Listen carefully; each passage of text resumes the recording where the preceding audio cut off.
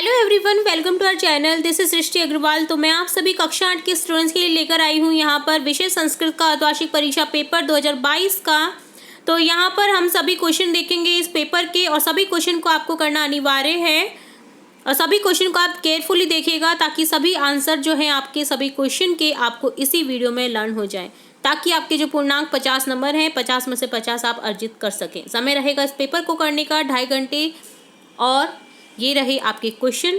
तो स्टार्ट करते हैं। सबसे पहले क्वेश्चन फर्स्ट को, कस्य यश नश्यति। आपको 4 ऑप्शन दिए गए हैं, आंसर हो जाएगा लुब्धस्य। लुब्धस्य यश नश्यति। सेकंड क्वेश्चन है, उभयत योगे विभक्ति भवति। उभयत में कौन सी विभक्ति है? उभयत में है प्रथमा विभक्ति। गमिष्यन्ति पदेन लकार भवति। गमिष्यन्ति में क्या है? श आ रहा है। कौन सा लकार है? लृट लकार। फोर्थ क्वेश्चन है, लिखितुम पदेन प्रत्यय अस्ति। आपको यहाँ पर पद में जो है ये पद है लिखितुम, इसमें प्रत्यय बताना है। तो प्रत्यय आप पहचान ही गए होंगे, जिसके आगे पीछे जो है तुम लगा रहता है। तो ज़्यादातर प्रत्यय जो रहते हैं वहाँ पर तुमुन रहता है। ठीक है, तो ऑप्शन ए करेक्ट हो जाएगा। व्याघ्र से नाम किम आसीत। व्याघ्र से जो शिकारी था उसका क्या नाम था? चंचल। ऑप्शन ए करेक्ट हो जाएगा। 6 क्वेश्चन है, कोष्टके दत्तान अव्यय पदान चित्वा रिक्त स्थानानि पूर्यत। आपको अव्यय पद लिखने करेक्ट। सत्यम ब्रिंक ब्लैंक जयते, यहाँ आ जाएगा एव। सत्यम एव जयते। ग्रामम रिक्त स्थानम वृक्षा सन्ति। ग्रामम परित वृक्षा सन्ति।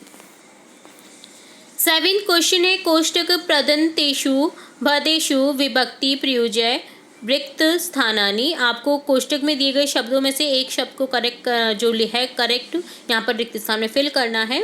सूरदास रिक्त स्थानम अंध आसीत नेत्राभ्याम। सूरदास जो थे वो नेत्रों से अंधे थे। रिक्त स्थानम वृक्षा सन्ति। नगरम वृक्षा सन्ति। नगर में नगर के चारों ओर वृक्ष है, नगर में वृक्ष है। ठीक है। 8 क्वेश्चन है, निर्देशानुसार क्रियापदम लिखत। निर्देश अनुसार आपको क्रियापद बताने हैं। लिख धातु लट लकार मध्यम पुरुष और गम धातु लोट लकार उत्तम पुरुष। तो यहाँ पर हम दोनों ही पुरुष देखेंगे। देखिए, मध्यम पुरुष का है लिखसी लिखता लिखत। इसके सभी पद बहुत इजी है। लट लकार की तो पढ़ती पढ़ता पठंती पढ़सी पढ़त पठत पठामी पठाव पठाम। तो सभी जो लकार हैं हमने बहुत अच्छे से समझा रखे हैं। हमारा जो पार्ट है लकार वाला, अगर आपने नहीं देखा है तो जरूर से देखें उसे हमारी चैनल की प्लेलिस्ट से। तो ये है लिख धातु का मध्यम पुरुष। अब देखेंगे उत्तम पुरुष गम धातु का, जो कि हो जाएगा गच्छानी गच्छाव गच्छाम। किसमें? लोट लकार में। ठीक है, लोट लकार उत्तम पुरुष में गम धातु का। ठीक है, तो ये हो गया आपका क्वेश्चन नंबर 8। अब देखेंगे क्वेश्चन नंबर 9, संधि विच्छेदम कुरु। तो संधि विच्छेद करने हैं आपको दिए गए पदों की। सदैव, हिमालय, सुरेंद्र, नमस्ते। तो यहाँ पर संधि विच्छेद इस तरह से है। सदैव का हो जाएगा सदाधन एव। हिमालय का हो जाएगा हिमधन आलय। सुरेंद्र का हो जाएगा सुरधन इंद्र। नमस्ते का हो जाएगा नमधन ते, जिसमें है विसर्ग संधि। नेक्स्ट क्वेश्चन है यहाँ पर प्रश्न संख्या 10। महाभारत ग्रंथ हिंदू समाजस्य महाग्रंथ अस्ति। अत्र रेखांकित पदयोः विशेषण विशेष्य पदम पृथक कुरुत।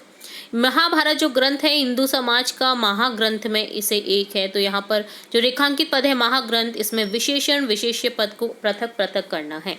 तो देखिए, विशेषता कौन बता रहा है? ग्रंथ की विशेषता बताने वाला शब्द है महा। ठीक है, तो ये हो गया विशेष्य विशेषण, और ये हो गया विशेष्य जिसकी विशेषता बता जा रही है ग्रंथ। ठीक है, तो यहाँ पर बहुत इजी है ये। तो यहाँ पर इसका आंसर लिखेंगे, विशेषण हो जाएगा महा और विशेष्य हो जाएगा ग्रंथ। ठीक है। नेक्स्ट क्वेश्चन 11 है, संख्यावाची शब्द लिखियो। आपको संख्याओं को दे रखा है। देखिए 84, 58, 28 और 35। इसे आपको संख्यावाची शब्द में लिखना है संस्कृत में।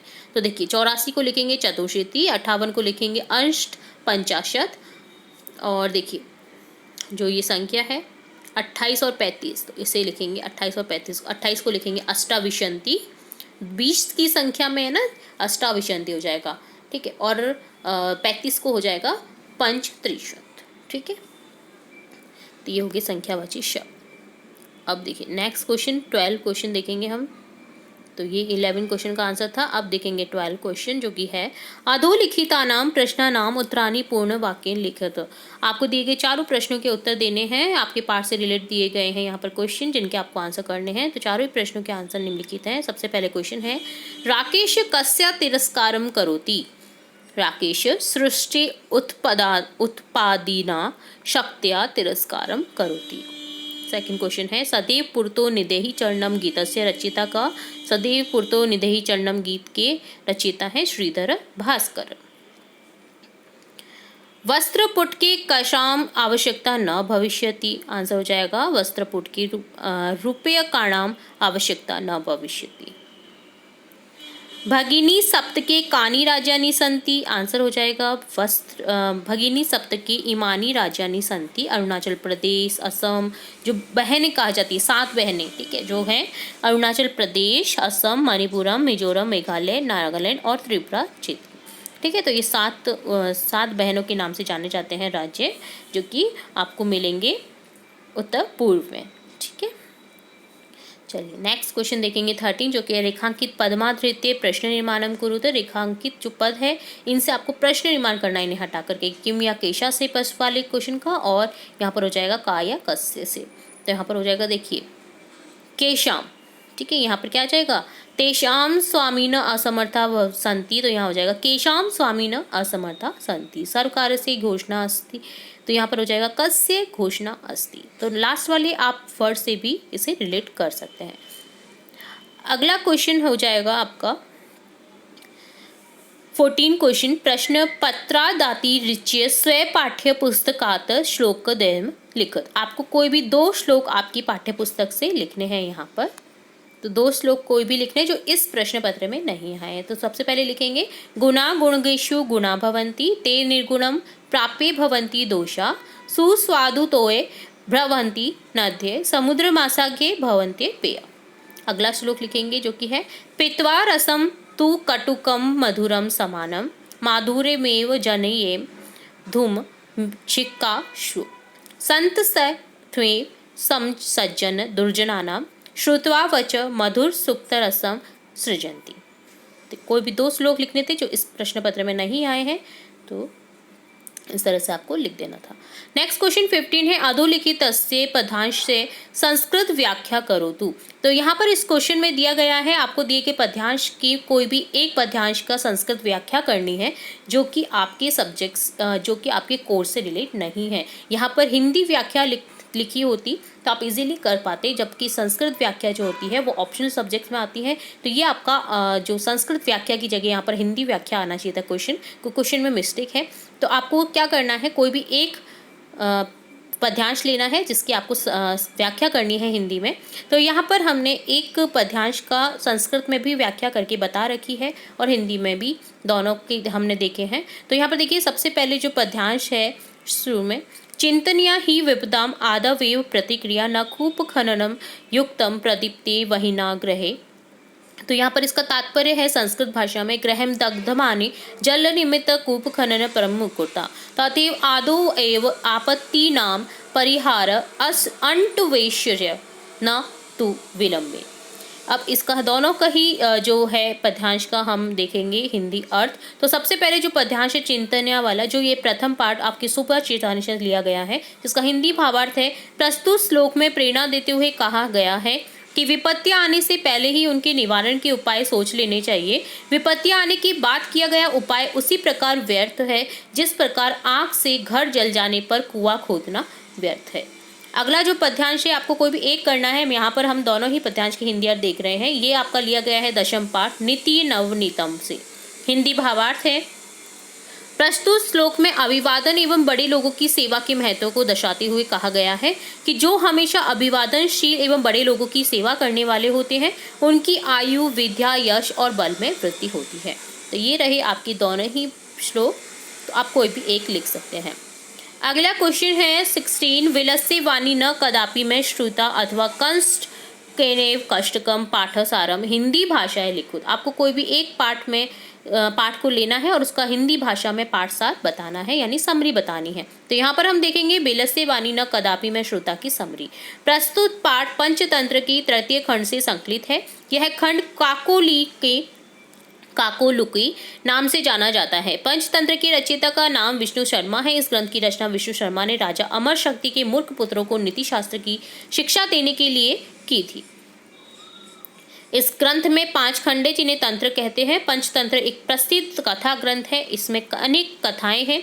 बीच बीच में शिक्षाप्रद श्लोक भी दिए गए हैं। कथाओं के पात्र प्राय पशु पक्षी हैं। पाठ का सार इस प्रकार है कि किसी वन में खर नखर नाम का एक सिंह रहता है। वह भोजन की खोज में घूम रहा था। सायकल एक विशाल गुफा को देखकर उसने सोचा, इस गुफा में रात में अवश्य कोई प्राणी आता है, अतः यहाँ छिपकर बैठता हूँ। तो वो छिप जाता है और इसके आगे एक थोड़ा सा रह गया इसका सार। तो इसके आगे वो छिप करके देखता है तो उसने क्या देखा होता है, उस गुफा में एक शेर आ रहा होता है। तो शेर से वो डर जाता है और भाग जाता है कि ये गुफा मेरे किसी लायक भी नहीं है। ठीक, तो ये था आपका इस पाठ का सार। आप इसे लिखें और अपने जो क्वेश्चन है इसे कंप्लीट करें। आप कोई भी एक करना था तो आप कोई भी एक कर सकते हैं। 17 क्वेश्चन है। धेनु विषय अथवा अस्माकम ग्राम विषय पंच वाक्यानि लिखो। आपको कोई भी 5 वाक्य लिखने हैं, कोई भी एक विषय को उठा करके, जैसे धेनु गाय के ऊपर लिखना है या फिर हमारा गांव इसके ऊपर। ठीक है, तो गाय के ऊपर हम देखेंगे धेनु का। तो देखिए कोई भी आपको 5 लिखने हैं। आपको हम यहाँ बता रहे हैं 8 सेंटेंस, तो आपको 5 अटेम्प्ट करने हैं। भारत देशे धेनु मातृवत पूजनीय अस्ति। भारत देश में धेनु यानी गाय को माता के समान पूजा जाता है। भारतीय धेनव अनेक वर्णीय भवंती। भारत में जो गाय है उनके अनेक रंगों की होती है। कपिलाया धेनु महत्वपम अस्ति। जो कपिल नामक धेनु है यानी गाय है कपिला, उसका जो महत्व है वो बहुत ज़्यादा है। धेनु दुग्धम सुपाच्य पौष्टिक बलवर्धकस्य भवती। जो गाय का दूध होता है सुपाच्य होता है, अच्छे से पाचन होता है उस दूध का, और पौष्टिक और बलवर्धक भी होता है। गौमूत्रम अनेकासु औषधिषु प्रयुक्तम भवती। जो गौमूत्र होता है वो अनेक औषधियों में यूज़ किया जाता है। गौमीन वयम स्वग्रहण पवित्री कुर्मा। पंचगव्य से उपयोग विविध रोगाणां निवारणाय भवती। धेनु अस्माकं मातृवत रक्षा करोति। धेनु जो है हमारी जो गाय है उसकी मात्रा जो हमारी माता के समान है, उनकी रक्षा करना हमारा कर्म धर्म है। तो यहाँ पर इस तरह से आपको कोई भी 5 महत्व लिखने थे, कोई भी 5 सेंटेंस लिखने थे धेनु के ऊपर। आप देखेंगे 18 क्वेश्चन जो कि है निर्देशानुसारम विभक्ति लिखियो। आपको निर्देश के अनुसार विभक्ति लिखनी है। बालक षष्ठी विभक्ति, अस्मत् तृतीया विभक्ति। तो बालक की आपको षष्ठी विभक्ति लिखनी है और अस्मत् की तृतीया विभक्ति। तो यहाँ पर बालक की षष्ठी विभक्ति में आ जाएगा बालकस्य, बालकयो, बालकानाम, और अस्मत् की तृतीया विभक्ति आ जाएगी मया, आवाभ्याम, अस्माभि। ठीक है, और लास्ट क्वेश्चन है आपका इस पेपर का जो कि है प्रश्न संख्या 19। टोटल 19 प्रश्न है यहाँ पर। प्रधानाचार्य प्रति अवकाश हेतु प्रार्थना पत्रम लिखत। प्रधानाचार्य को आपको अवकाश के लिए, छुट्टी के लिए एक प्रार्थना पत्र लिखना है। बहुत इजी सब्जेक्ट पे दिया गया है, कोई भी बताया नहीं गया है कि कितने दिन की है, कितने दिन का है, तो आपको इजी हो जाएगा लिखना भी। तो देखते हैं यहाँ पर प्रार्थना पत्र। सेवायाम प्रधानाचार्य सर्वोदय महोदय विद्यालय तिलक नगरम नवदहली। दिनांक लिख देंगी जिस भी डेट को आप ये पत्र लिख रहे हैं। श्रीमन सविनय निवेदनम इदम अस्ति यत् अहम षष्ठ कक्षायां भवतां विद्यालये पठामि। अहम गतदिनात् तीव्रेण ज्वरेण पीडितो अस्मि, अतः विद्यालयम् आगन्तुं न शक्नोमि। कृपया मह्यं दिनद्वयस्य अवकाशं यच्छन्तु। भवतां महती कृपा भविष्यति। सधन्यां भवतां आज्ञाकारी शिष्य। आप अगर शिष्य हैं तो आप शिष्य लिखिए, शिष्य हैं तो आपको आज्ञाकारिणी शिष्या लिख देना है, और यहाँ पर नाम लिख देना है, कक्षा लिख देनी है और उनका नाम लिख देना है। तो ये हो गया आपका 19 क्वेश्चन का आंसर। इस तरह से हमने कंप्लीट जो आपका पेपर है संस्कृत विषय का कंप्लीट कर लिया है। उम्मीद है आपको सभी क्वेश्चन के आंसर अच्छे समझ आए होंगे। इसी तरह हम और भी बचे हुए जो आपके पेपर है वो भी देखेंगे, और भी इंपॉर्टेंट वीडियोस आपकी परीक्षा से रिलेटेड देखेंगे। तो जुड़े रहिए हमारे चैनल के साथ। वीडियो को पूरा देखने के लिए धन्यवाद।